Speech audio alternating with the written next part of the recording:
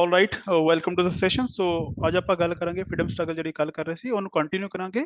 ਤੇ ਕੱਲ ਆਪਾਂ ਗੱਲ ਕੀਤੀ ਸੀ 1915 ਜਦ ਗਾਂਧੀ ਜੀ ਇੰਡੀਆ ਚ ਆਏ ਸੀਗੇ ਉਦੋਂ ਤੋਂ ਲੈ ਕੇ 1915 ਤੋਂ ਲੈ ਕੇ 1935 ਤੱਕ ਦੀ ਗੱਲ ਕੀਤੀ ਸੀ।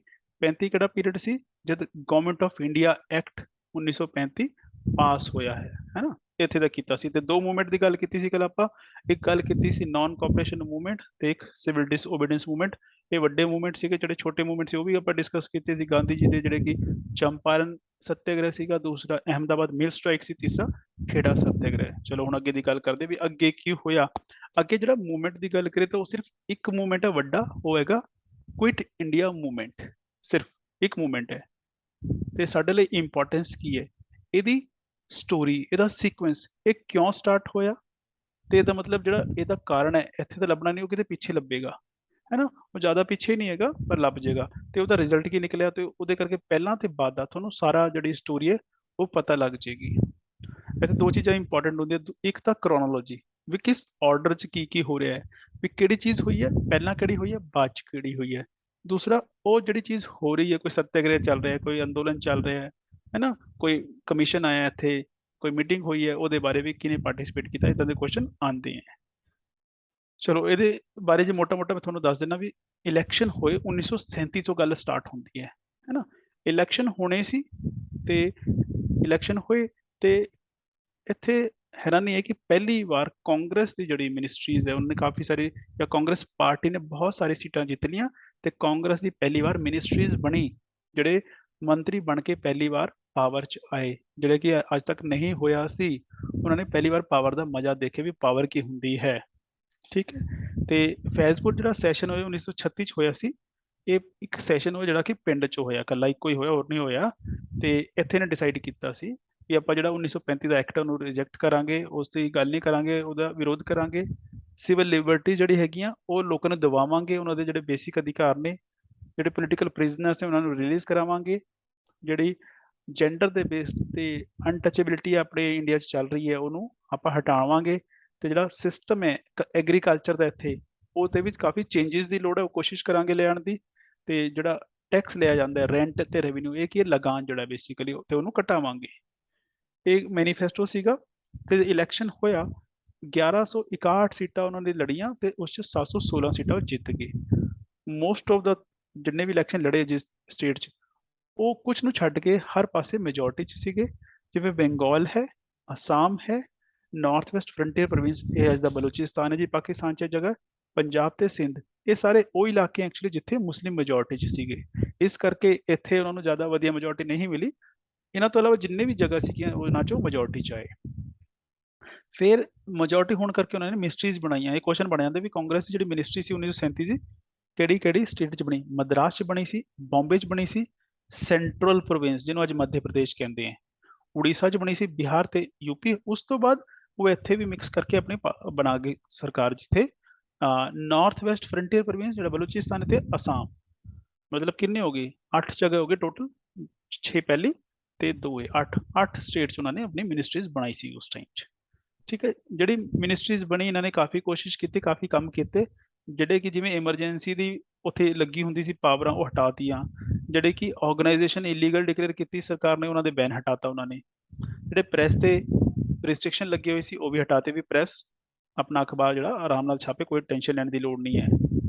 ਤੇ ਜਿਹੜੇ ਸਰਕਾਰ ਨੇ ਹਥਿਆਰ ਕਬਜ਼ਾ ਲਏ ਸੀ ਉਹ ਵਾਪਸ ਦਿੱਤੇ ਗਏ ਲੋਕਾਂ ਨੂੰ, ਉਹਨਾਂ ਦੇ ਲਾਇਸੈਂਸ ਵਗੈਰਾ ਵਾਪਸ ਦਿੱਤੇ ਗਏ, ਹੈ ਨਾ। ਤੇ ਜਿਹੜੀ ਪੁਲਿਸ ਦੀ ਪਾਵਰ ਸੀ, ਜਿੱਥੇ ਕਾਂਗਰਸ ਦੀ ਸਰਕਾਰ ਬਣੀ ਸੀ ਉੱਥੇ ਉਹਨਾਂ ਨੂੰ ਕੰਟਰੋਲ ਕੀਤਾ ਗਿਆ ਪੁਲਿਸ, ਤਾਂ ਕਿ ਪੁਲਿਸ ਲੋਕਾਂ ਨਾਲ ਜ਼ਿਆਦਤੀਆਂ ਨਾ ਕਰੇ, ਹੈ ਨਾ। ਤੇ ਕੁਝ ਜਿਹੜੇ ਉਹ ਕੇਸਾਂ 'ਚ ਫਸੇ ਹੋਏ ਸੀ ਲੋਕ ਇੰਡੀਅਨ, ਉਹਨਾਂ ਨੂੰ ਰਿਲੀਜ਼ ਕਰਾਇਆ। ਕਹਿੰਦੇ ਕੋਸ਼ਿਸ਼ ਬਹੁਤ ਕੀਤੀ ਇਹਨਾਂ ਨੇ ਪਰ ਜ਼ਿਆਦਾ ਨਹੀਂ ਕੀਤਾ। ਖਾਸ ਕਰ ਕਿਸਾਨਾਂ ਬਾਰੇ ਜ਼ਿਆਦਾ ਕੁਝ ਨਹੀਂ ਕੀਤਾ ਗਿਆ, ਕਿਉਂਕਿ ਜਿਹੜੇ ਮੰਤਰੀ ਉਸ ਟਾਈਮ ਬਣੇ ਸੀਗੇ, ਕਹਿੰਦੇ ਜਿਹੜੇ ਇੱਥੇ ਐਮਐਲਏ ਜਾਂ ਮੰਤਰੀ ਜਿਹੜੇ ਵੀ ਬਣ ਰਹੇ ਸੀਗੇ, ਉਹ ਐਕਚੁਅਲੀ ਜ਼ਮੀਂਦਾਰ ਜ਼ਿਆਦਾ ਸੀਗੇ ਤੇ ਉਹ ਨਹੀਂ ਚਾਹੁੰਦੇ ਸੀ ਵੀ ਉਹ ਕਿਸੇ ਤਰ੍ਹਾਂ ਉਹਨਾਂ ਦੇ ਹੱਥ 'ਚੋਂ ਕੰਟਰੋਲ ਘਟੇ। ਬਸ ਇਸ ਕਰਕੇ ਕਹਿੰਦੇ ਜ਼ਿਆਦਾ ਕੁਝ ਨਹੀਂ ਕੀਤਾ ਗਿਆ। ਦੂਸਰੀ ਚੀਜ਼, ਜੋ ਕਾਂਗਰਸ ਦੀ ਮਿਨਿਸਟਰੀ 1937 'ਚ ਬਣ ਗਈ ਹੈ ਤੇ ਉਹ ਕੰਮ ਕਰ ਰਹੀ ਹੈ, ਉਹ 2 ਸਾਲ ਚੱਲੀ ਹੈ, 2 2.5 ਸਾਲ, ਹੈ ਨਾ। 37 ਤੋਂ ਲੈ ਕੇ 39 ਤੱਕ। ਐਕਚੁਅਲੀ ਹੋਇਆ ਕਿ 39 'ਚ, 39 'ਚ ਯੂਰਪ 'ਚ ਕੁਝ ਹੋਇਆ। ਯੂਰਪ 'ਚ ਵਰਲਡ ਵਾਰ ਸ਼ੁਰੂ ਹੋ ਗਈ ਸੀ। ਪਹਿਲੀ ਵਰਲਡ ਵਾਰ ਕਦੋਂ ਸ਼ੁਰੂ ਹੋਈ ਸੀ? 1914 ਤੋਂ ਲੈ ਕੇ 1918 ਤੱਕ। ਉਹ ਸਾਰਿਆਂ ਨੂੰ ਪਤਾ ਹੈ। ਦੂਸਰੀ ਵਰਲਡ ਵਾਰ ਕਦੋਂ ਸ਼ੁਰੂ ਹੋਈ ਹੈ? ਸਤੰਬਰ 1939 ਚ। ਕਿਵੇਂ ਸ਼ੁਰੂ ਹੋਈ?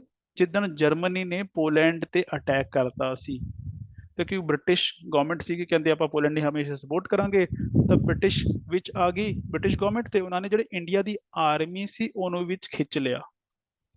ਤੇ ਜਿਹੜੇ ਇੰਡੀਅਨ ਸੀਗੇ ਉਹ ਨਾਰਾਜ਼ ਹੋ ਗਏ ਵੀ ਤੁਸੀਂ ਲੜਨਾ ਲੜੋ, ਤੁਸੀਂ ਹਿੰਦੁਸਤਾਨ ਤੋਂ ਆਰਮੀ ਲੈ ਕੇ ਕੀ ਕਰਨਾ, ਸਾਡੇ ਬੰਦੇ ਕਿਉਂ ਮਾਰਨੇ ਹੈ, ਹੈਨਾ। ਤੇ ਇਸ ਕਰਕੇ ਇਹ ਪ੍ਰੋਟੈਸਟ ਉਹਨਾਂ ਨੇ ਕੀ ਕੀਤਾ ਸੀ, ਰਿਜ਼ਾਈਨ ਕਰਤਾ ਸੀ ਨਵੰਬਰ 1939 ਚ। ਇਸ ਚੀਜ਼ ਨੂੰ ਕਿਹਾ ਜਾਂਦਾ ਡਿਲੀਵਰੈਂਸ ਡੇ। ਮੁਸਲਿਮ ਲੀਗ ਨੇ ਇਹਨੂੰ ਐਜ਼ ਅ ਡਿਲੀਵਰੈਂਸ ਡੇ ਦੱਸਿਆ ਗਿਆ, ਉਹਨੇ ਜਿਹੜਾ ਰੈਜ਼ਿਗਨੇਸ਼ਨ ਹੈ ਨਾ। ਤੇ ਕੁਐਸਚਨ ਬਣਦਾ ਵੀ ਡਿਲੀਵਰੈਂਸ ਡੇ ਕੀ ਹੈ? ਜਿੱਦਣ ਕਾਂਗਰਸ ਮਿਨਿਸਟਰੀਜ਼ ਨੇ ਰਿਜ਼ਾਈਨ ਕੀਤਾ ਸੀ। ਤੇ ਇੱਥੇ ਹੋਰ ਕੀ ਹੋਇਆ ਕਿ ਇਸੇ ਦੌਰਾਨ ਜਿਹੜਾ ਮੁਸਲਿਮ ਲੀਗ ਸੀਗੀ ਉਹਨਾਂ ਨੇ ਆਪਣਾ ਏਜੰਡਾ ਚੱਕ ਲਿਆ ਪਾਕਿਸਤਾਨ ਦਾ, ਵੀ ਸਾਨੂੰ ਇੱਕ ਸੈਪਰੇਟ ਸਟੇਟ ਚਾਹੀਦੀ ਹੈ, ਜਿਹਨੂੰ ਕਿਹਾ ਜਾਂਦਾ ਹੈ ਟੂ ਨੇਸ਼ਨ ਥਿਊਰੀ।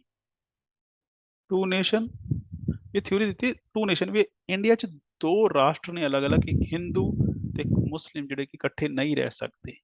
ਹੁਣ ਪਾਕਿਸਤਾਨ ਇਹ ਵਰਡ ਕਿੱਥੋਂ ਆਇਆ? ਬੇਸਿਕਲੀ ਇੱਥੇ ਉਹੀ ਦੱਸਿਆ ਆਪਾਂ ਵੀ ਪਹਿਲਾਂ ਮੁਹੰਮਦ ਇਕਬਾਲ ਨੇ ਸੁਜੈਸਟ ਕੀਤਾ ਸੀ ਵੀ ਜਿੱਥੇ ਵੀ ਮੈਜੋਰਟੀ 'ਚ ਹੈ ਮੁਸਲਿਮਸ ਹੈ ਨਾ, ਉਹਨਾਂ ਦੇ ਇੱਕ ਅਲੱਗ ਪ੍ਰੋਵਿੰਸ ਬਣਾ ਦਿੱਤਾ ਜਾਵੇ। ਬਾਅਦ 'ਚ ਇੱਕ ਬੰਦਾ ਸੀ, ਇੱਕ ਸਟੂਡੈਂਟ ਸੀ ਆਕਸਫੋਰਡ ਯੂਨੀਵਰਸਿਟੀ ਦਾ, ਚੌਧਰੀ ਰਹਿਮਤ ਅਲੀ, ਇਹਨੇ ਇੱਕ ਅਲੱਗ-ਅਲੱਗ ਜਿਹੜੇ ਨਾਮ ਸੀਗੇ ਸਟੇਟਸ ਦੇ, ਉਹਨਾਂ ਦਾ ਅੱਖਰ ਚੱਕ ਚੱਕ ਕੇ ਪਹਿਲਾਂ ਇੱਕ ਨਵਾਂ ਅੱਖਰ ਕੱਢਿਆ ਸੀ ਜਿਹਨੂੰ ਕਹਿੰਦੇ ਪਾਕਿਸਤਾਨ। ਸੋ ਜਿਹੜਾ ਪਾਕਿਸਤਾਨ ਹੈ ਉਹ ਪਾਕਿਸਤਾਨ ਤੋਂ ਬਣਿਆ, ਜਿਸ 'ਚ ਪੀ ਦਾ ਮਤਲਬ ਹੈਗਾ ਪੰਜਾਬ, ਏ ਦਾ ਮਤਲਬ ਹੈਗਾ ਅਫਗਾਨਿਸਤਾਨ, ਕੇ ਦਾ ਮਤਲਬ ਹੈਗਾ ਕਸ਼ਮੀਰ, ਐਸ ਦਾ ਮਤਲਬ ਹੈਗਾ ਸਿੰਧ, ਤੇ ਜਿਹੜਾ ਬਲੂਚਿਸਤਾਨ ਦੀ ਉਹਦਾ ਤਾਨ। ਇਹਨਾਂ ਨੂੰ ਮਿਲਾ ਕੇ ਇਹਨੇ ਕਿੰਨੇ ਹੋ ਗਏ, 5 ਸਟੇਟਸ ਦਾ ਨਾਮ ਮਿਲਾ ਕੇ ਉਹਨੇ ਇਹ ਨਵਾਂ ਟਰਮ ਬਣਾ ਕੇ ਦਿੱਤੀ ਸੀ। ਤੇ ਉਦੋਂ ਕਿਸੇ ਨੇ ਗੌਰ ਨਹੀਂ ਸੀ ਕੀਤਾ, ਤੇ ਬਾਅਦ ਚ ਜਿਨ੍ਹਾਂ ਨੇ ਇਹਨੂੰ ਟਰਮ ਚੱਕ ਲਿਆ ਵੀ ਚਲੋ ਇਸੇ ਮੁੱਦੇ ਤੇ ਹੁਣ ਆਪਾਂ ਲੜਦੇ ਹਾਂ, ਸਾਨੂੰ ਕੀ ਚਾਹੀਦਾ, ਇੱਕ ਅਲੱਗ ਕੰਟਰੀ ਚਾਹੀਦਾ ਜਿਹਦਾ ਨਾਮ ਕੀ ਹੋਏਗਾ, ਉਹ ਕਹਿੰਦੇ ਵਧੀਆ ਨਾਮ ਪਾਕਿਸਤਾਨ ਹੀ ਰੱਖਾਂਗੇ। So it is not Pakistan, it is Pakistan, ਹੈ ਨਾ। ਇਹ ਉਹ ਵਾਲਾ ਹੈ PAKS ਤਾਨ, ਐਵੇਂ ਹੈ ਇਹ। ਚਲੋ ਫਿਰ ਲਾਹੌਰ ਦਾ ਜਿਹੜਾ ਸੈਸ਼ਨ ਹੋਇਆ ਸੀ ਮੁਸਲਿਮ ਲੀਗ ਦਾ, 1940 ਚ ਹੋਇਆ, ਜਿੱਥੇ ਇਹਨਾਂ ਨੇ ਰੈਜ਼ੋਲੂਸ਼ਨ ਪਾਸ ਕੀਤਾ ਵੀ ਅਸੀਂ ਕੀ ਮੰਗਾਂਗੇ ਇਸ ਤੋਂ ਬਾਅਦ, ਅਸੀਂ ਆਪਣਾ ਇੱਕ ਸੈਪਰੇਟ ਕੰਟਰੀ ਮੰਗਾਂਗੇ, ਪਾਕਿਸਤਾਨ ਮੰਗਾਂਗੇ। ਤੇ ਜਿਹੜਾ 1935 ਦਾ ਇਹਨਾਂ ਨੇ ਐਕਟ ਪਾਸ ਕੀਤਾ, ਅਸੀਂ ਉਹਦਾ ਵਿਰੋਧ ਕਰਦੇ ਹਾਂ। ਠੀਕ ਹੈ। ਹੁਣ ਇੱਕ ਕੁਐਸਚਨ ਆਉਂਦਾ ਵੀ ਅਗਸਤ ਆਫਰ ਕੀ ਹੈ? ਫਿਰ ਅਗਸਤ ਆਫਰ ਇਹ ਹੈ ਕਿ ਜਦ ਆਪਾਂ ਗੱਲ ਕੀਤੀ ਵੀ ਕਾਂਗਰਸ ਦੀ ਮਿਨਿਸਟਰੀਜ਼ ਨੇ ਰਿਜ਼ਾਈਨ ਕਰਤਾ ਸੀ, ਕਿਉਂ?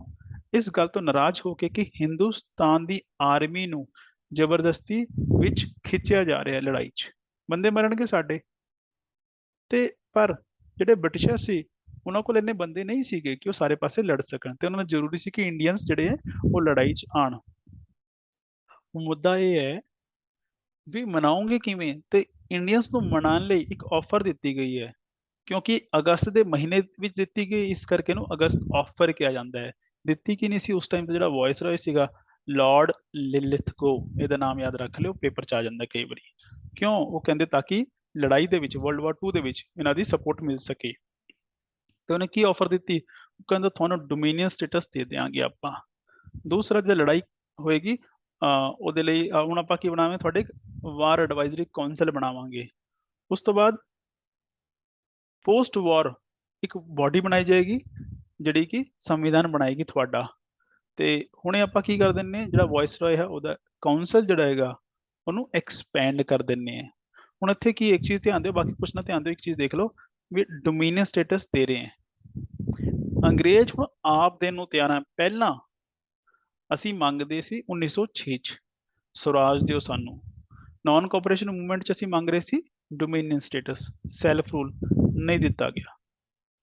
ਹੁਣ 1930 ਦੇ ਵਿੱਚ ਅਸੀਂ ਕੀ ਹੋ ਗਿਆ, ਅਸੀਂ ਸ਼ਿਫਟ ਕਰਕੇ ਅਸੀਂ ਡਿਮਾਂਡ ਇਹ ਛੱਡਤੀ ਡੋਮੀਨੀਅਨ ਸਟੇਟਸ, ਅਸੀਂ ਮੰਗ ਰਹੇ ਹਾਂ ਕੰਪਲੀਟ ਇੰਡੀਪੈਂਡੈਂਸ। ਬਟ ਹੁਣ ਅੰਗਰੇਜ਼ ਆਪ ਕੀ ਦੇ ਰਹੇ ਨੇ ਸਾਨੂੰ, ਇੱਕ ਸਟੈਪ ਪਿੱਛੇ, ਡੋਮੀਨੀਅਨ ਸਟੇਟਸ ਉਹ ਆਪ ਤਿਆਰ ਨੇ, ਪਰ ਹੁਣ ਸਾਨੂੰ ਨਹੀਂ ਚਾਹੀਦਾ, ਇਸ ਕਰਕੇ ਅਸੀਂ ਇਹ ਚੀਜ਼ ਮੰਨੀ ਨਹੀਂ। ਉਹ ਕਹਿੰਦੇ ਆਫਰ ਇਹ ਵਾਲਾ, ਅਸੀਂ ਕਿ ਸਾਨੂੰ ਆਫਰ ਨਹੀਂ ਚਾਹੀਦਾ। ਠੀਕ ਹੈ, ਇਸ ਕਰਕੇ ਅਸੀਂ ਕੀ ਕੀਤਾ, ਇੰਡੀਵਿਜੂਅਲ ਸੱਤਿਆਗ੍ਰਹਿ ਲਾਂਚ ਕੀਤਾ। ਇਹਦਾ ਮਤਲਬ ਕੀ ਹੈ, ਵਾਈ ਇੰਡੀਵਿਜੂਅਲ? ਇੱਕ ਅੰਦੋਲਨ ਚਲਾਇਆ ਗਿਆ, ਇਕੱਲੇ ਬੰਦੇ ਦਾ ਅੰਦੋਲਨ। ਐਕਚੁਅਲੀ ਕੀ ਸੀਗਾ, ਇੱਥੇ ਕਾਂਗਰਸ ਦੇ ਵਿੱਚ ਥੋੜੀ ਜਿਹੀ ਲੜਾਈ ਹੋਈ।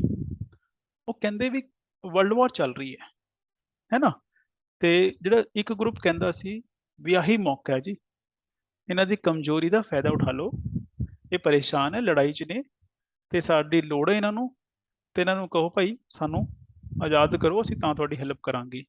ਤੇ ਦੂਸਰਾ ਗਰੁੱਪ ਕਹਿੰਦਾ ਸੀ ਨਹੀਂ, ਵੀ ਮਜਬੂਰੀ ਦਾ ਫਾਇਦਾ ਨਹੀਂ ਉਠਾਉਂਦੇ ਕਿਸੇ ਦਾ, ਹੈ ਨਾ, ਤੇ ਸਪੋਰਟ ਕਰੋ ਜੇ ਕਰਨੀ ਆ ਤਾਂ। ਤੇ ਫਿਰ ਨਿਊਟਰਲ ਇਹ ਸੀਗਾ ਵੀ ਐਵੇਂ ਹੈ ਯਾਰ, ਨਿਊਟਰਲ ਹੋ ਜਾਓ, ਨਾ ਸਪੋਰਟ ਕਰੋ ਨਾ ਅਗੇਂਸਟ ਰਹੋ, ਜਦ ਠੀਕ ਹੋ ਜਾਏਗਾ ਆਪਾਂ ਫਿਰ ਗੱਲ ਕਰਾਂਗੇ। ਹੁਣ ਇੱਥੇ ਫਿਰ ਇੱਕ ਚੀਜ਼ ਉਹਨਾਂ ਨੇ ਡਿਸਕਸ ਕੀਤੀ ਕਿ ਜੇ ਆਪਾਂ ਕੁਛ ਨਾ ਬੋਲੇ, ਇਹ ਨਾ ਹੋਵੇ ਅੰਗਰੇਜ਼ਾਂ ਨੂੰ ਇਹ ਲੱਗਣਾ ਸ਼ੁਰੂ ਹੋ ਜਾਏ ਵੀ ਇੰਡੀਅਨ ਜਿਹੜੇ ਨੇ ਹੁਣ ਕਮਜ਼ੋਰ ਹੋ ਚੁੱਕੇ ਨੇ, ਕਿਉਂਕਿ ਸਿਵਲ ਡਿਸਓਬੀਡੀਐਂਸ ਮੂਵਮੈਂਟ 1934 ਚ ਬੰਦ ਹੋ ਚੁੱਕਿਆ, ਗਾਂਧੀ ਜੀ ਵੀ ਜਾ ਚੁੱਕੇ ਸੀ ਕਾਂਗਰਸ ਛੱਡ ਕੇ, ਤੇ ਦੁਬਾਰਾ ਬੁਲਾਇਆ ਗਿਆ ਸੀ ਉਹਨਾਂ ਨੂੰ, ਉਹ ਕਾਂਗਰਸ ਛੱਡ ਚੁੱਕੇ ਸੀ, ਤੇ ਕਾਂਗਰਸ ਦੇ ਵਿੱਚ ਕੁਝ ਨਹੀਂ ਰਹਿ ਗਿਆ ਸੀ। 1937 ਦੇ ਇਲੈਕਸ਼ਨ ਹੋਏ ਸੀਗੇ, ਹੁਣ ਇਲੈਕਸ਼ਨ ਤੋਂ ਬਾਅਦ ਉਹ ਵੀ ਰਿਜ਼ਾਈਨ ਕਰ ਚੁੱਕੀ ਸੀ। ਉਹ ਕਹਿੰਦੇ ਅੰਗਰੇਜ਼ਾਂ ਨੂੰ ਇਹ ਨਾ ਲੱਗੇ ਵੀ ਹੁਣ ਹਿੰਦੁਸਤਾਨੀ ਜਿਹੜੇ ਹੈਗੇ ਉਹ ਕਮਜ਼ੋਰ ਹੋ ਗਏ, ਵੀਕ ਹੋ ਗਏ, ਪਰ ਉਹ ਕਹਿੰਦੇ ਇਸ ਟਾਈਮ ਮਾਹੌਲ ਵੀ ਨਹੀਂ ਹੈਗਾ ਕਿ ਅਸੀਂ ਇੱਕ ਅੰਦੋਲਨ ਵੱਡਾ ਚਲਾ ਸਕੀਏ, ਤੇ ਕੀ ਕੀਤਾ ਜਾਵੇ।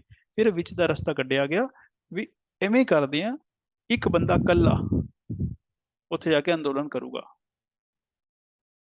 ਹੜਤਾਲ ਕਰੂਗਾ, ਸਟ੍ਰਾਈਕ ਕਰੂਗਾ, ਉੱਥੇ ਜਾ ਕੇ ਧਰਨਾ ਦੇਊਗਾ, ਜਦ ਉਹਨੂੰ ਗ੍ਰਿਫਤਾਰ ਕਰ ਲਿਆ ਜਾਏਗਾ ਫਿਰ ਇੱਥੇ ਦੂਸਰਾ ਜਾ ਕੇ ਬਹਿ ਜਾਏਗਾ। ਇਸ ਤੋਂ ਇਹ ਹੋਏਗਾ ਅੰਗਰੇਜ਼ਾਂ ਨੂੰ ਲੱਗੇਗਾ ਵੀ ਇਹ ਹੁਣ ਵੀ ਅੰਦੋਲਨ ਕਰਨ ਨੂੰ ਤਿਆਰ ਨੇ, ਹੈ ਨਾ, ਪਰ ਅੰਦੋਲਨ ਛੋਟਾ ਕਿਉਂ ਕਰ ਰਹੇ ਹਾਂ, ਕਿਉਂਕਿ ਆਪਾਂ ਅੰਗਰੇਜ਼ਾਂ ਨੂੰ ਤੰਗ ਨਹੀਂ ਕਰਨਾ, ਆਪਾਂ ਸਿਰਫ ਪ੍ਰੋਟੈਸਟ ਕਰੇ ਦਿਖਾਉਣ ਵਾਸਤੇ। ਇਸ ਕਰਕੇ ਇੰਡੀਵਿਜੂਅਲ ਸੱਤਿਆਗ੍ਰਹਿ ਜਿਹੜਾ ਉਹ ਲਾਂਚ ਕੀਤਾ ਗਿਆ ਸੀ। ਤੇ ਸਵਾਲ ਆਉਂਦਾ ਵੀ ਕਦੋਂ ਲਾਂਚ ਕੀਤਾ ਗਿਆ ਸੀ, ਕਿਉਂ ਲਾਂਚ ਕੀਤਾ ਗਿਆ ਸੀ। 1940 ਦਾ ਹੈਗਾ ਜਦ ਅਗਸਤ ਆਫਰ ਆਇਆ, ਸਾਨੂੰ ਪਤਾ ਹੋਣਾ ਚਾਹੀਦਾ। ਇੱਕ ਕੁਐਸਚਨ ਆਉਂਦਾ ਹੈ ਵਿੱਚ ਜਿਹੜਾ ਬੰਦਾ ਸੀ ਸਭ ਤੋਂ ਪਹਿਲਾਂ ਕਿਹੜਾ ਸੱਤਿਆਗ੍ਰਹੀ ਗ੍ਰਿਫਤਾਰ ਹੋਇਆ, ਸਭ ਤੋਂ ਪਹਿਲਾਂ ਹੋਇਆ ਸੀ ਵਿਨੋਬਾ ਭਾਵੇ, ਉਹ ਗ੍ਰਿਫਤਾਰ ਹੋਇਆ ਸੀ। ਉਸ ਤੋਂ ਬਾਅਦ ਜਿਹੜਾ ਦੂਸਰਾ ਸੀ ਉਹ ਜਵਾਹਰ ਲਾਲ ਨਹਿਰੂ, ਇਹ ਗ੍ਰਿਫਤਾਰ ਹੋਈ ਸੀ ਜੀ, ਠੀਕ ਹੈ। ਫਿਰ ਆਂਦਾ ਕ੍ਰਿਪਸ ਮਿਸ਼ਨ, ਇਹ ਕਿਉਂ ਆਇਆ, ਹਰ ਚੀਜ਼ ਦੇ ਪਿੱਛੇ ਕਾਰਨ ਪਤਾ ਹੋਣਾ ਚਾਹੀਦਾ ਹੈ। ਅਗਸਤ ਆਫਰ ਦਿੱਤੀ ਸੀ ਅੰਗਰੇਜ਼ਾਂ ਨੇ, ਆਪਾਂ ਮੰਨੀ ਨਹੀਂ। ਹੁਣ ਬ੍ਰਿਟੇਨ ਦੇ ਉੱਪਰ, ਇੰਗਲੈਂਡ ਦੇ ਉੱਪਰ ਪ੍ਰੈਸ਼ਰ ਸੀ, ਅਮਰੀਕਾ ਦਾ, ਚਾਈਨਾ ਦਾ, ਉਹ ਕਹਿੰਦੇ ਜਿਹੜੇ ਦੂਸਰਾ ਗਰੁੱਪ ਹੈ ਯੂਰਪ ਦਾ, ਉਹ ਕਾਫੀ ਤਗੜਾ ਹੋ ਰਿਹਾ ਹੈ, ਉਹਨਾਂ ਦੇ ਨਾਲ ਜਾਪਾਨ ਜੂਪਨ ਵੀ ਮਿਲ ਗਏ ਤੇ ਸਾਨੂੰ ਚਾਰੋਂ ਪਾਸੇ ਘੇਰ ਰਹੇ ਹੈ, ਤੇ ਇਸ ਕਰਕੇ ਜ਼ਰੂਰੀ ਹੈ ਤੁਸੀਂ ਇੰਡੀਆ ਦੀ ਹੈਲਪ ਲਵੋ। ਤੇ ਉਹ ਕਹਿੰਦੇ ਇੰਡੀਆ ਨੂੰ ਅਸੀਂ ਆਫਰ ਕੀਤੀ ਸੀ, ਮੰਨਦੇ ਹੀ ਨਹੀਂ ਪਏ, ਕੀ ਕਰੀਏ। ਉਹ ਕਹਿੰਦੇ ਸਾਨੂੰ ਨਹੀਂ ਪਤਾ, ਜਿਵੇਂ ਮਰਜ਼ੀ ਲਓ। ਤੇ ਉਹਨਾਂ ਨੇ ਕੀ ਕੀਤਾ, ਇੱਕ ਡੈਲੀਗੇਸ਼ਨ ਇੱਥੇ ਭੇਜਿਆ ਸੀ। ਉਹ ਉੱਥੇ ਕ੍ਰਿਪਸ ਜਿਹੜਾ ਉਹਨਾਂ ਦਾ ਹੈੱਡ ਸੀਗਾ, ਇਸ ਕਰਕੇ ਉਹਨੂੰ ਕ੍ਰਿਪਸ ਮਿਸ਼ਨ ਕਿਹਾ ਜਾਂਦਾ। ਕਿਉਂ, to secure the active cooperation of the Indians, ਕਿ ਹਿੰਦੁਸਤਾਨੀ ਜਿਹੜੇ ਨੇ ਉਹਨਾਂ ਦੀ ਸਹਾਇਤਾ ਕਰਨ। ਤੇ ਇਹ ਵੀ ਆਇਆ ਕਿਸ ਵਾਸਤੇ, ਉਹ ਕਹਿੰਦਾ ਸੀ ਤੁਹਾਨੂੰ ਡੋਮੀਨੀਅਨ ਸਟੇਟਸ ਦੇ ਦਾਂਗੇ, ਇੱਕ ਤਾਂ ਕੰਸਟੀਟਿਊਸ਼ਨ ਮੇਕਿੰਗ ਬਾਡੀ ਬਣਾਵਾਂਗੇ, ਵੀ ਜਦ ਲੜਾਈ ਖਤਮ ਹੋ ਜਾਏਗੀ ਨਾ ਆਫਟਰ ਦਾ ਵਾਰ, ਅਸੀਂ ਕੀ ਬਣਾਵਾਂਗੇ, ਵੀ ਅਸੀਂ ਇੱਕ ਬਾਡੀ ਬਣਾਵਾਂਗੇ, ਗਰੁੱਪ ਬਣਾਵਾਂਗੇ ਜਿਹੜਾ ਕਿ ਤੁਹਾਡੇ ਵਾਸਤੇ ਸੰਵਿਧਾਨ ਬਣਾਏਗਾ। ਇਹਦੇ ਤਾਂ ਹਿੰਦੁਸਤਾਨੀ ਕਹਿੰਦੇ ਕਿਉਂ ਮਜ਼ਾਕ ਕਰਦੇ ਹੋ, ਹੈ ਨਾ। ਹਾਂ, ਗਾਂਧੀ ਜੀ ਨੇ ਇਹਦੇ ਬਾਰੇ ਕਿਹਾ ਸੀ, it is a post dated cheque of a fallen bank, ਕਿ ਇੱਕ ਤੁਸੀਂ ਚੈੱਕ ਦੇ ਰਹੇ ਹੋ ਕਦੋਂ ਦਾ, ਬਾਅਦ ਦੇ ਡੇਟ ਦਾ, ਵੀ ਜਦ ਲੜਾਈ ਖਤਮ ਹੋ ਜਾਏਗੀ, ਕਦੋਂ ਖਤਮ ਹੋਏਗੀ ਨਹੀਂ ਪਤਾ। ਦੂਸਰਾ, ਕੌਣ ਕਹਿ ਰਿਹਾ, ਜਿਨ੍ਹਾਂ ਦੀ ਆਪ ਦੀ ਹਾਲਤ ਠੀਕ ਨਹੀਂ ਹੈ, ਜਿਹੜਾ ਆਪ ਹਾਰ ਰਿਹਾ ਇਸ ਟਾਈਮ ਜਰਮਨੀ ਤੋਂ, ਕਹਿੰਦੇ ਤੁਹਾਡੀ ਕਾਹਨੂੰ ਗੱਲ ਮੰਨਣੀ ਆਪਾਂ ਨੇ। ਤੇ ਇਸ ਕਰਕੇ ਕ੍ਰਿਪਸ ਮਿਸ਼ਨ ਜਿਹੜਾ ਇਹ ਫੇਲ ਹੋ ਗਿਆ ਸੀ ਜੀ, ਠੀਕ ਹੈ। ਕਿਉਂ ਫੇਲ ਹੋਇਆ ਸੀ, ਕਿਉਂਕਿ ਹੁਣ ਜਿਹੜੀ ਸਾਡੀ ਡਿਮਾਂਡ ਸੀਗੀ ਉਹ ਸੀਗੀ ਕੰਪਲੀਟ ਇੰਡੀਪੈਂਡੈਂਸ ਦੀ, ਜਿਹੜੀ ਕਿ ਪੂਰੀ ਨਹੀਂ ਹੋ ਰਹੀ ਸੀ। ਤੇ ਦੂਸਰੀ ਚੀਜ਼, ਪਾਕਿਸਤਾਨ ਮੰਗਿਆ ਜਾ ਰਿਹਾ ਸੀ ਤੇ ਅਸੀਂ ਨਹੀਂ ਚਾਹੁੰਦੇ ਸੀ ਪਾਕਿਸਤਾਨ ਦਿੱਤਾ ਜਾਵੇ। ਇਹ ਦੋ ਚੀਜ਼ਾਂ ਨੂੰ ਲੈ ਕੇ ਕਾਂਗਰਸ ਨਹੀਂ ਮੰਨੀ, ਤੇ ਫਿਰ ਜਿਨ੍ਹਾਂ ਵੀ ਮੁੱਕਰ ਗਿਆ ਵੀ ਅਸੀਂ ਵੀ ਨਹੀਂ ਚਾਹੁੰਦੇ ਇਹ ਚੀਜ਼। ਕਿਉਂਕਿ ਕ੍ਰਿਪਸ ਮਿਸ਼ਨ ਆਇਆ, ਤੇ ਕ੍ਰਿਪਸ ਮਿਸ਼ਨ ਦੇ ਨਾਲ ਉਸ ਟਾਈਮ ਕੀ ਹੈ, ਜਿਹੜੇ ਜਾਪਾਨ ਜਪੂਨ ਨੇ ਉਹਨਾਂ ਨੇ ਨਾ ਸਾਊਥ ਈਸਟ ਏਸ਼ੀਅਨ ਕੰਟਰੀਜ਼ ਜਿਹੜੇ ਨੇ ਉੱਥੇ ਅਟੈਕ ਕੀਤਾ ਸੀ, ਉਹ ਕੈਪਚਰ ਕਰ ਲਏ ਸੀ, ਤੇ ਹੁਣ ਇੰਡੀਆ ਦੇ ਬਾਰਡਰ ਤੇ ਆ ਗਏ ਸੀ। ਤੇ ਗਾਂਧੀ ਜੀ ਨੇ ਕਿਹਾ ਵੀ ਜਿਹੜਾ ਜਾਪਾਨ ਨੇ ਅਟੈਕ ਕੀਤਾ ਨਾ ਇੰਡੀਆ ਤੇ, ਐਕਚੁਅਲੀ ਉਹਦਾ ਕਾਰਨ ਇੰਡੀਆ ਨਹੀਂ ਹੈਗਾ, ਉਹਦਾ ਕਾਰਨ ਹੈ ਬ੍ਰਿਟਿਸ਼ਰਸ। ਜੇ ਇੱਥੇ ਇੰਗਲੈਂਡ ਦੇ ਲੋਕ ਨਾ ਹੁੰਦੇ, ਬ੍ਰਿਟਿਸ਼ਰਸ ਨਾ ਹੋਣ, ਅੰਗਰੇਜ਼ ਨਾ ਹੋਣ, ਤੇ ਸਾਡੇ ਤੇ ਅਟੈਕ ਨਹੀਂ ਹੋਏਗਾ।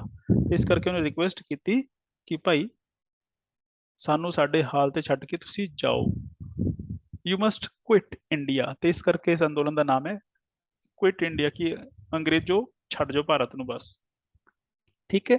ਤੇ ਕਦੋਂ ਪਾਸ ਹੋਇਆ ਤੇ ਕਿੱਥੇ ਪਾਸ ਹੋਇਆ, 6 ਅਗਸਤ 1942 ਚ ਹੋਇਆ ਸੀ ਜੀ, ਠੀਕ ਹੈ। ਬੰਬੇ ਚ ਹੋਇਆ, ਗੋਵਾਲੀਆ ਟੈਂਕ ਹੈ ਇਹ ਜਿੱਥੇ ਰੈਜ਼ੋਲੂਸ਼ਨ ਪਾਸ ਕੀਤਾ ਗਿਆ ਸੀ। ਤੇ ਇਹਦੇ ਬਾਰੇ ਖਾਸ ਗੱਲ ਇਹ ਹੈ, ਇਹ ਇਹੋ ਜਿਹਾ ਅੰਦੋਲਨ ਹੈ ਜਿਹੜਾ ਕਿ ਪ੍ਰੋਪਰ ਪਲਾਨ ਨਹੀਂ ਕੀਤਾ ਗਿਆ, ਸਭ ਕੁਝ ਅਚਾਨਕ ਹੋਇਆ ਹੈ। ਕਿਉਂਕਿ ਪਹਿਲਾਂ ਤਾਂ ਸਾਰਾ ਕੁਝ ਪਲਾਨ ਕਰਨਾ ਪੈਂਦਾ ਸੀ ਉਹਨਾਂ ਨੂੰ, ਐਵੇਂ ਕਰਾਂਗੇ, ਇਹ ਸਾਡਾ ਸਟ੍ਰੈਟਜੀ ਹੋਏਗੀ। ਤੇ ਇੱਥੇ ਇੱਕ ਚੀਜ਼ ਸੀਗੀ, ਗਾਂਧੀ ਜੀ ਨੂੰ ਪਤਾ ਸੀ ਵੀ ਹਰ ਵਾਰ ਇੱਕ ਚੀਜ਼ ਹੁੰਦੀ ਹੈ ਵੀ ਜਦ ਵੀ ਆਪਾਂ ਅੰਦੋਲਨ ਚਲਾਉਂਦੇ ਹਾਂ ਸਾਰੇ ਲੀਡਰ ਅਰੈਸਟ ਹੋ ਜਾਂਦੇ, ਤਾਂ ਹੁਣ ਵੀ ਹੋਏਗਾ। ਤੇ ਇੱਥੇ ਕੋਈ ਲੀਡਰ ਰਹਿਣਾ ਨਹੀਂ ਹੈ, ਸਾਰੇ ਜੇਲ੍ਹ 'ਚ ਹੋਣਗੇ। ਫਿਰ ਮੂਵਮੈਂਟ ਚਲਾਏ ਦਾ ਫਾਇਦਾ ਕੀ? ਇਸ ਕਰਕੇ ਉਹਨੇ ਸਾਰਿਆਂ ਨੂੰ ਬੁਲਾ ਕੇ ਇੱਕ ਮੀਟਿੰਗ ਕੀਤੀ, ਜਿਹੜੀ ਇਕੱਠ ਕੀਤਾ ਸੀ ਹੈ ਨਾ ਪਬਲਿਕ ਦਾ, ਉਹਨੂੰ ਕਹਿ ਕੇ ਗਿਆ ਸੀ ਕਰੋ ਜਾਂ ਮਰੋ, ਡੂ ਔਰ ਡਾਈ। ਉਹ ਕਹਿੰਦਾ ਹੁਣ ਤੁਹਾਡੇ ਹੱਥ 'ਚ ਹੈ, ਲੜ ਲਿਓ ਜਾਂ ਮਰ ਲਿਓ, ਹੈ ਨਾ, ਮਾਰ ਦਿਓ ਜਾਂ ਮਰ ਲਿਓ, ਜਿਹੜਾ ਡੂ ਔਰ ਡਾਈ ਵਾਲਾ ਨਾਰਾ ਇੱਥੇ ਦੇ ਕੇ ਗਿਆ ਹੈ।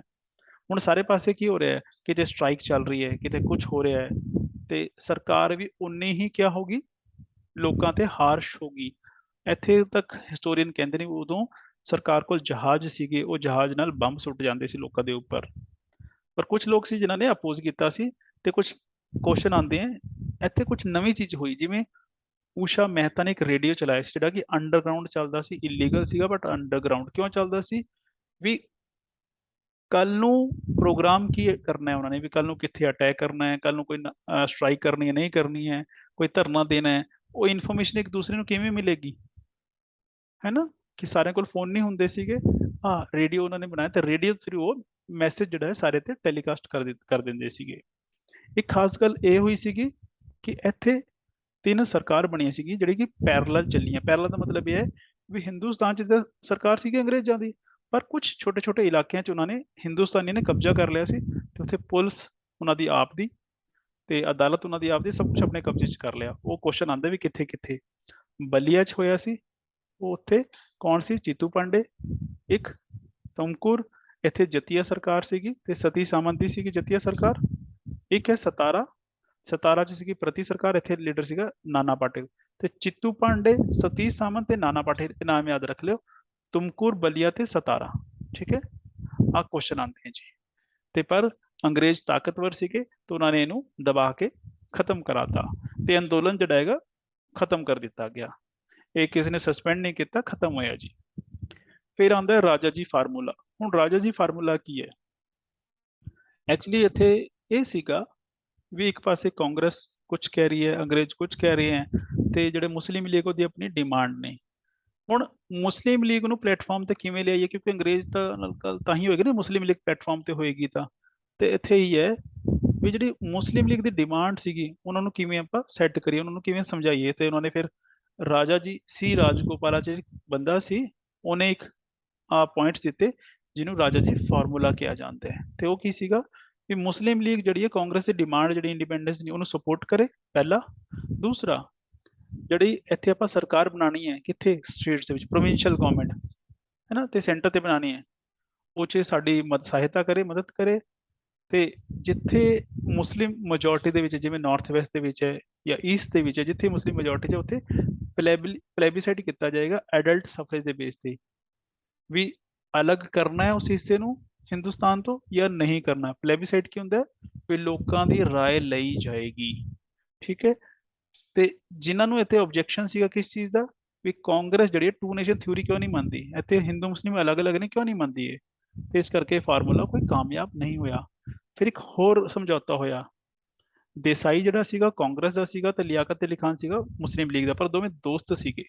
ਤੇ ਉਹਨਾਂ ਨੇ ਕੋਸ਼ਿਸ਼ ਕੀਤੀ ਚਲੋ ਵੀ ਯਾਰ ਜਿਹੜਾ ਮਨਮੁਟਾਵ ਹੈ ਆਪਾਂ ਖਤਮ ਕਰ ਲਈਏ, ਤੇ ਇੱਕ ਪ੍ਰਪੋਜ਼ਲ ਉਹਨਾਂ ਨੇ ਵੀ ਦਿੱਤਾ।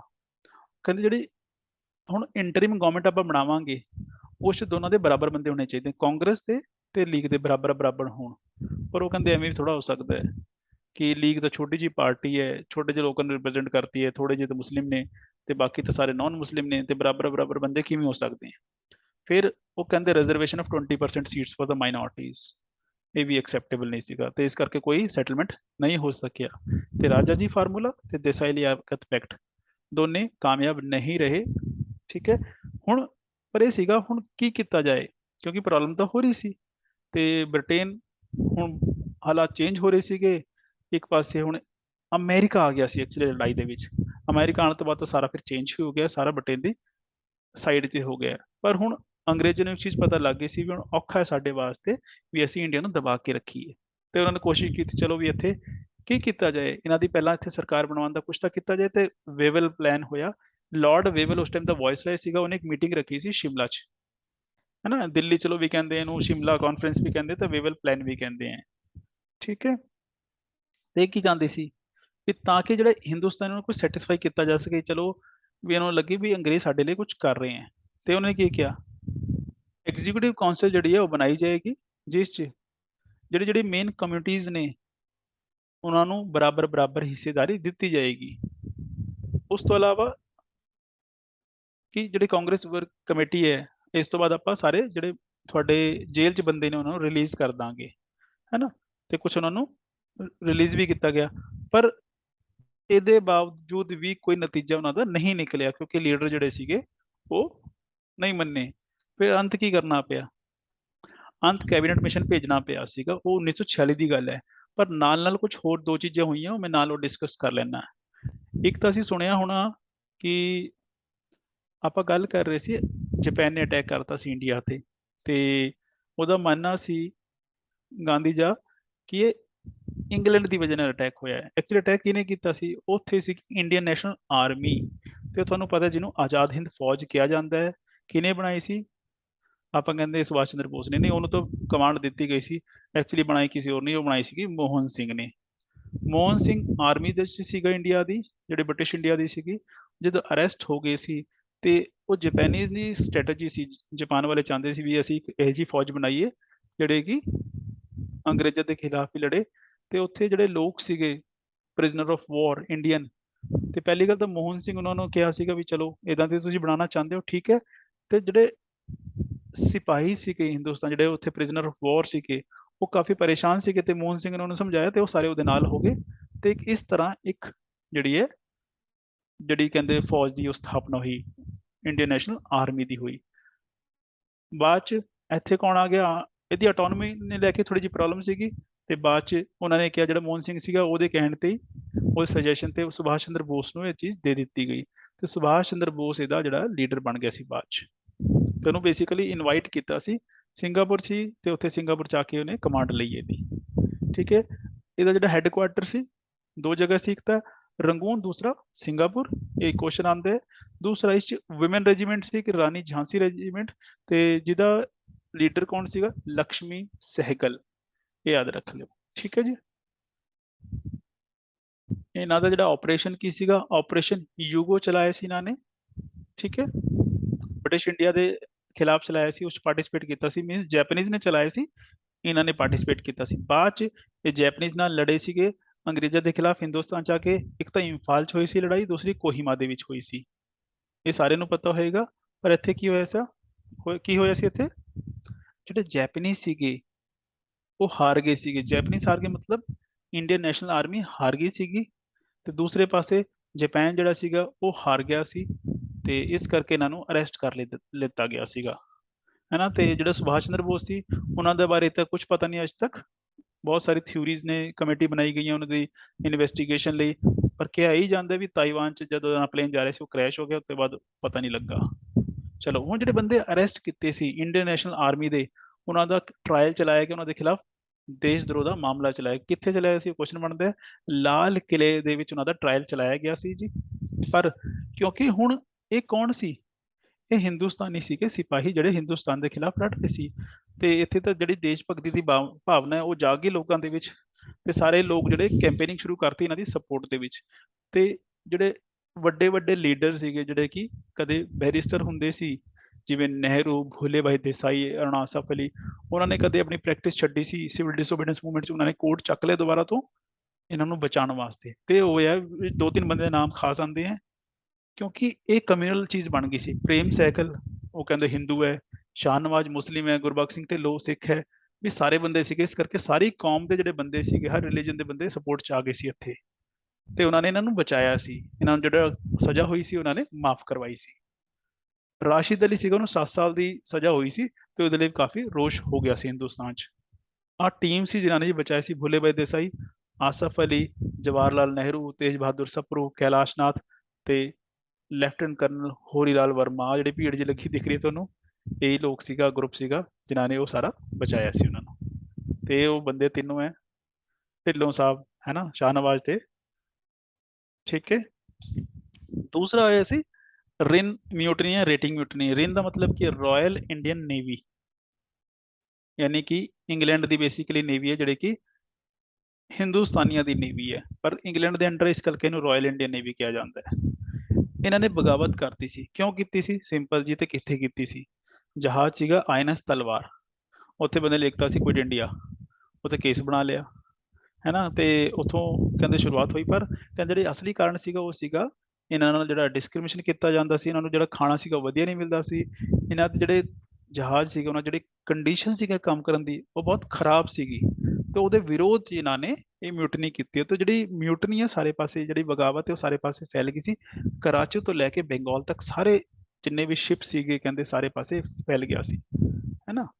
1946 ਚ ਹੋਈ ਸੀ, ਕਲਕੱਤਾ ਤੋਂ ਕਰਾਚੀ ਤੱਕ ਫੈਲ ਗਈ ਸੀਗੀ, ਪਰ ਬਾਅਦ ਚ ਇਹਨੂੰ ਦਬਾ ਦਿੱਤਾ ਗਿਆ ਸੀਗਾ। ਰੀਜ਼ਨ ਕਈ ਹੈਗੇ, ਹੈ ਨਾ। ਇੱਕ ਤਾਂ ਹੈਗਾ ਕਿ ਉਹਨਾਂ ਨੇ ਜਿਹੜੀ ਰਾਇਲ ਨੇਵੀ ਸੀਗੀ ਉਹਨਾਂ ਦੀ ਆਪ ਦੀ ਬ੍ਰਿਟਿਸ਼ ਰਾਇਲ ਨੇਵੀ ਉਹ ਆਈ ਸੀਗੀ ਤੇ ਉਹਨਾਂ ਨੇ ਇਹਨੂੰ ਹਰਾਤਾ। ਪਰ ਇਹ ਵੀ ਕਿਹਾ ਜਾਂਦਾ ਜਿਹੜੇ ਇੰਡੀਅਨ ਸੀਗੇ ਵੱਲਭ ਭਾਈ ਪਟੇਲ ਵਰਗੇ ਬੰਦੇ, ਉਹਨਾਂ ਨੇ ਇੱਕ ਮੀਟਿੰਗ ਕੀਤੀ ਤੇ ਇਹਨਾਂ ਨੂੰ ਸਪੈਸੀਫਾਈ ਕੀਤਾ, ਭਾਈ ਨਾ ਲੜੋ ਤੁਸੀਂ, ਅਸੀਂ ਤੁਹਾਡੀ ਸਮੱਸਿਆ ਦਾ ਹੱਲ ਕਰਵਾਵਾਂਗੇ, ਹੈ ਨਾ। ਪਰ ਕਿਹਾ ਜਾਂਦਾ ਜਿਹੜੇ ਕਮਿਊਨਿਸਟ ਪਾਰਟੀ ਸੀਗੀ ਉਹਨਾਂ ਨੇ ਸਪੋਰਟ ਕੀਤੀ ਸੀ, ਪਰ ਜਿਹੜੇ ਕਾਂਗਰਸ ਤੇ ਮੁਸਲਿਮ ਲੀਗ ਹੈ ਉਹ ਇਹਨਾਂ ਦੇ ਵਿਰੋਧ ਦੇ ਵਿੱਚ ਸੀਗੇ। ਉਹਦਾ ਕਾਰਨ ਇਹ ਹੈਗਾ ਵੱਲਭ ਭਾਈ ਪਟੇਲ ਨੇ ਇਹਨਾਂ ਨੂੰ ਪੈਸੀਫਾਈ ਕਿਉਂ ਕੀਤਾ, ਮਨਾਇਆ ਕਿਉਂ? ਉਹ ਕਹਿੰਦੇ ਅਸੀਂ ਕੱਲ ਨੂੰ ਆਜ਼ਾਦ ਹੋਣਾ ਹੈ ਤੇ ਅਸੀਂ ਨਹੀਂ ਚਾਹੁੰਦੇ ਸਾਡੇ ਸਿਪਾਹੀ ਸਾਡੇ ਖਿਲਾਫ ਹੀ ਬਗਾਵਤ ਕਰਨ। ਆਹ ਅਸਲੀ ਮੁੱਦਾ ਸੀਗਾ ਜੀ। ਠੀਕ ਹੈ। ਹੁਣ ਸਰਕਾਰ ਕੋਲ ਜਿਹੜੀ ਬ੍ਰਿਟਿਸ਼ ਸਰਕਾਰ ਸੀ ਉਹਦੇ ਕੋਲ ਦੇਣ ਨੂੰ ਕੁਝ ਨਹੀਂ ਸੀ ਬਚਿਆ। ਉਹ ਕਹਿੰਦੇ ਹੁਣ ਕੀ ਦਈਏ, ਲੋੜ ਤਾਂ ਸਾਨੂੰ ਹੁਣ ਵੀ ਹੈ। ਉਹ ਕਹਿੰਦੇ ਹੁਣ ਇੱਕੋ ਚੀਜ਼ ਹੈ ਜੋ ਇਹ ਮੰਗਦੇ ਨੇ, ਦੇਣਾ ਪੈਣਾ ਤੇ ਇਹਨਾਂ ਨੂੰ ਟ੍ਰਾਂਸਫਰ ਕਰੋ ਪਾਵਰ। ਇਸੇ ਲਈ ਕੈਬਨਿਟ ਮਿਸ਼ਨ ਇੱਥੇ ਭੇਜਿਆ ਗਿਆ ਸੀ। ਤੇ ਕੈਬਨਿਟ ਮਿਸ਼ਨ ਕਿਉਂ ਆਇਆ ਸੀ? ਸਿੰਪਲ, ਪਾਵਰ ਟ੍ਰਾਂਸਫਰ ਕਿਵੇਂ ਕਰਨੀ ਹੈ ਤੇ ਕਿਹਨੂੰ ਦੇਣੀ ਹੈ ਉਹ ਦੱਸੋ ਸਾਨੂੰ। ਇਹ ਕੁਐਸਚਨ ਆਉਂਦਾ। ਉਹਦੇ ਵਿੱਚ ਕੌਣ ਕੌਣ ਮੈਂਬਰ ਸੀਗਾ? ਪੈਥਿਕ ਲਾਰੈਂਸ, ਸਟੈਫਰਡ ਕ੍ਰਿਪਸ ਤੇ ਏਵੀ ਅਲੈਗਜ਼ੈਂਡਰ। ਕ੍ਰਿਪਸ ਪਹਿਲਾਂ ਵੀ ਆਇਆ, ਕ੍ਰਿਪਸ ਦੁਬਾਰਾ ਵੀ ਆਇਆ, ਯਾਦ ਰੱਖਿਓ ਜੀ। ਠੀਕ ਹੈ। ਤੇ ਇਹਨਾਂ ਨੇ ਕੀ ਕਿਹਾ ਵੀ ਜਿਹੜਾ ਯੂਨੀਅਨ ਆਫ ਇੰਡੀਆ ਹੋਏਗੀ ਉਹ ਸਿਰਫ 3 ਚੀਜ਼ ਕੰਟਰੋਲ ਕਰੇਗੀ, ਬਾਕੀ ਜਿਹੜਾ ਸਾਰੀ ਪਾਵਰ ਹੈ ਉਹ ਜਿਹੜੀ ਰਾਜ ਸਰਕਾਰ ਹੋਏਗੀ ਉਹਨੂੰ ਦੇ ਦਿੱਤੀ ਜਾਵੇਗੀ। ਤੇ ਸੈਂਟਰ ਕੋਲ ਕੀ ਹੋਏਗਾ? ਸਿਰਫ ਫੋਰਨ ਅਫੇਅਰਸ, ਡਿਫੈਂਸ ਤੇ ਕਮਿਊਨੀਕੇਸ਼ਨ। ਤੇ ਜਿਹੜੇ ਪ੍ਰੋਵਿੰਸਿਸ ਨੇ ਜਾਂ ਰਾਜ ਹੋਣਗੇ ਉਹਨਾਂ ਨੂੰ ਫ੍ਰੀ ਹੈਂਡ ਮਿਲੇਗਾ, ਛੂਟ ਮਿਲੇਗੀ, ਉਹ ਕਿਸੇ ਵੀ ਗਰੁੱਪ 'ਚ ਜਾ ਕੇ ਸ਼ਾਮਿਲ ਹੋ ਸਕਦੇ ਨੇ। ਤੇ ਕੰਟਰੀ ਨੂੰ 3 ਭਾਗਾਂ 'ਚ ਵੰਡਾਂਗੇ ਆਪਾਂ, ABC। ਏ ਵਿੱਚ ਕੌਣ ਹੋਏਗਾ? Madras, Bombay, UP, centre province, Bihar ਤੇ ਉੜੀਸਾ।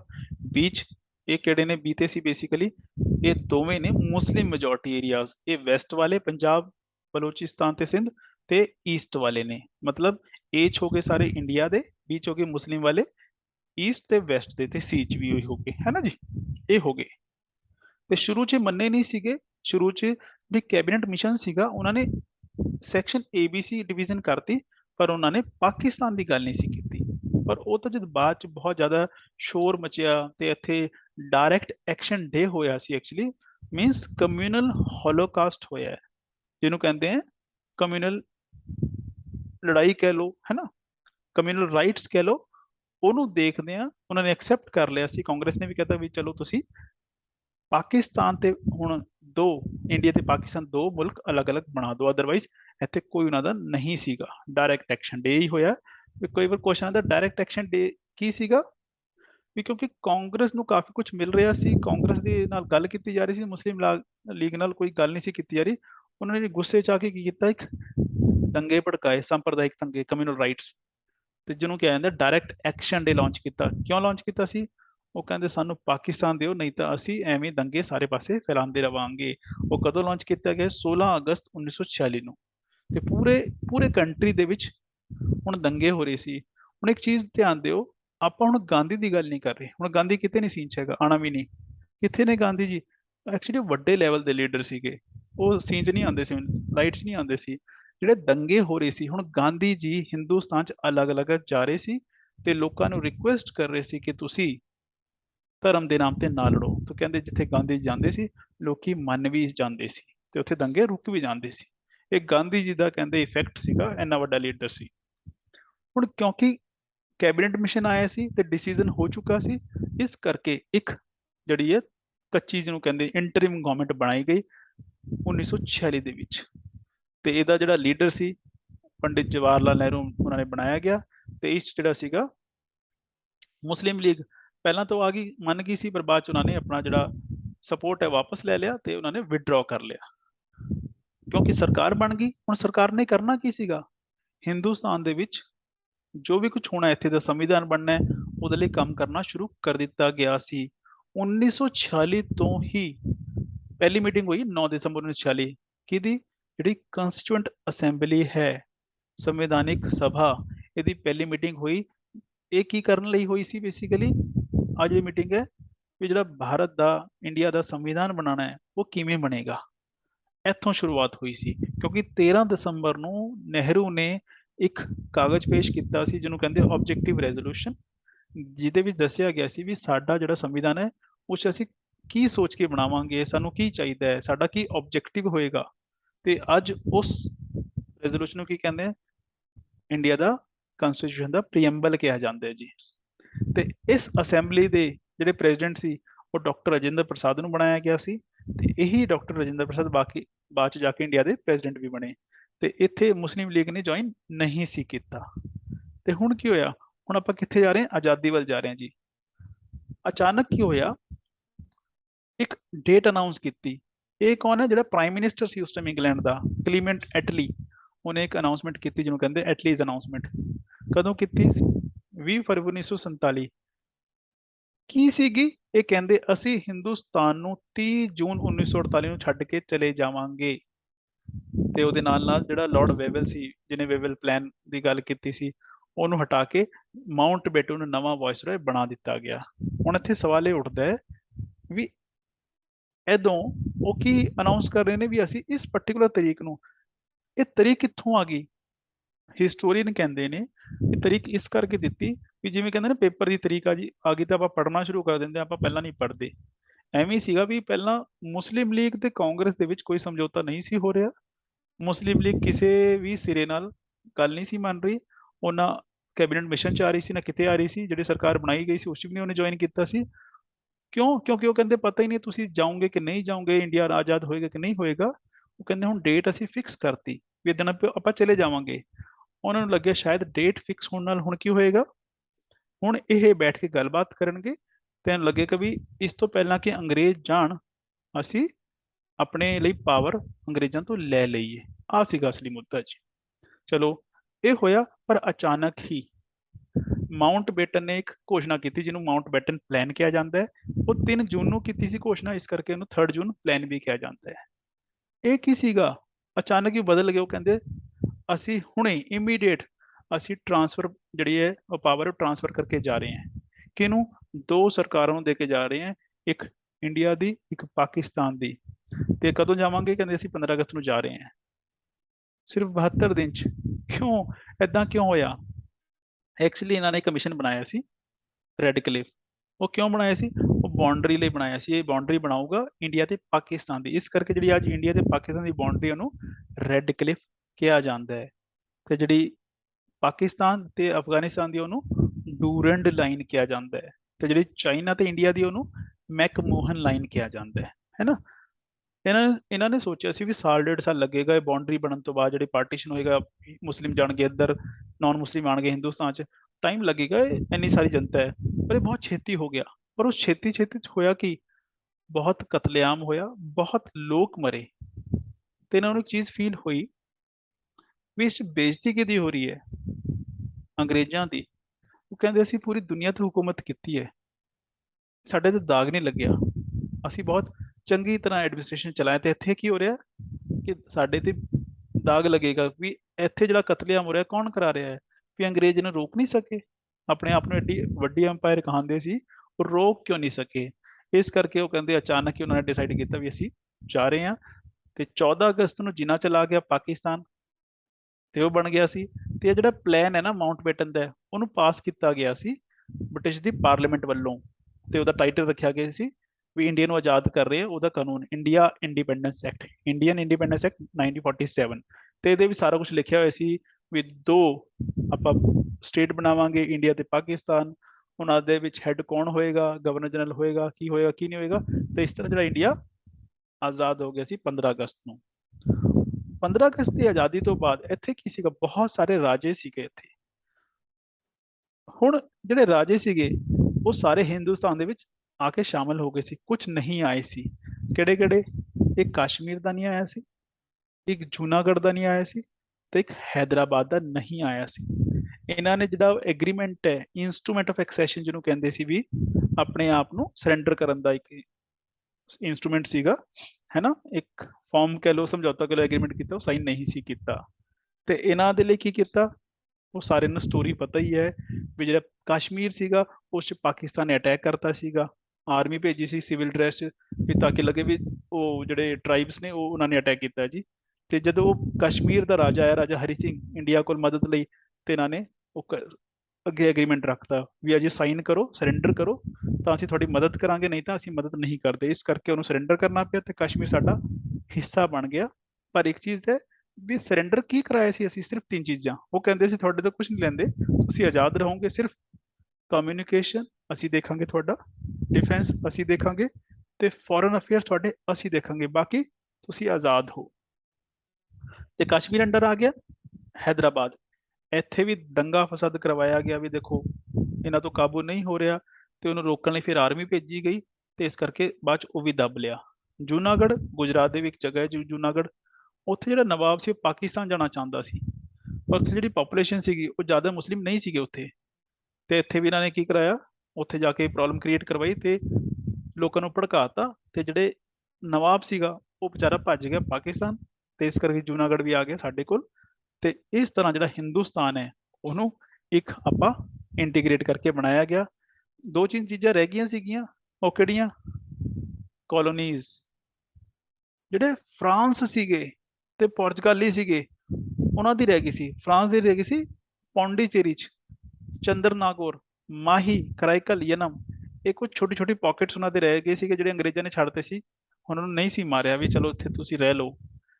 1961 ਦੇ ਵਿੱਚ ਜ਼ਬਰਦਸਤੀ ਇਹਨਾਂ ਨੂੰ ਭਜਾਇਆ ਗਿਆ ਇੱਥੋਂ ਹੌਲੀ ਹੌਲੀ, ਤੇ ਇਹ ਵੀ ਕਬਜ਼ਾ ਕਰ ਲਿਆ ਗਿਆ। ਤੇ ਇਸੇ ਤਰ੍ਹਾਂ ਜਿਹੜਾ ਗੋਆ ਹੈ, ਦਮਨ ਹੈ, ਦਿਊ ਹੈ, ਦਾਦਰਾ ਹੈ ਤੇ ਨਾਗਰ ਹਵੇਲੀ ਹੈ, ਅੱਜ ਇਹ ਸਾਰੇ ਯੂਟੀਜ਼ ਨੇ ਗੋਆ ਨੂੰ ਛੱਡ ਕੇ। ਇਹ ਪੁਰਤਗਾਲੀਆਂ ਦੀ ਸੀ ਜਿਨ੍ਹਾਂ ਦੇ ਬਾਰੇ ਕਿਹਾ ਜਾਂਦਾ ਸਭ ਤੋਂ ਪਹਿਲਾਂ ਹਿੰਦੁਸਤਾਨ ਚ ਆਏ ਸੀ ਤੇ ਸਭ ਤੋਂ ਬਾਅਦ ਚ ਗਏ ਹੈ। ਤੇ 1961 ਤੱਕ ਇਹਨਾਂ ਤੋਂ ਆਜ਼ਾਦ ਕਰਾਇਆ।